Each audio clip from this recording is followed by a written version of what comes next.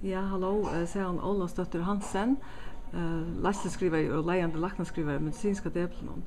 Nu har akkurat varit och låtit till en större utbyggning om HR lackfröje. Vad du man kan lära av att vara en sån skaj? Vad tänker du särskilt vid hem? Alltså, jag har aldrig ätit skojar vi omätliga gott. Och till störst mina juridiska föreläggare, vi var ju inte stadsfolka vid skiften. Och till vi var ju bäge lösning efter från början till ända, bäge lösning efter stadsfolket, sätta av stadsfolket.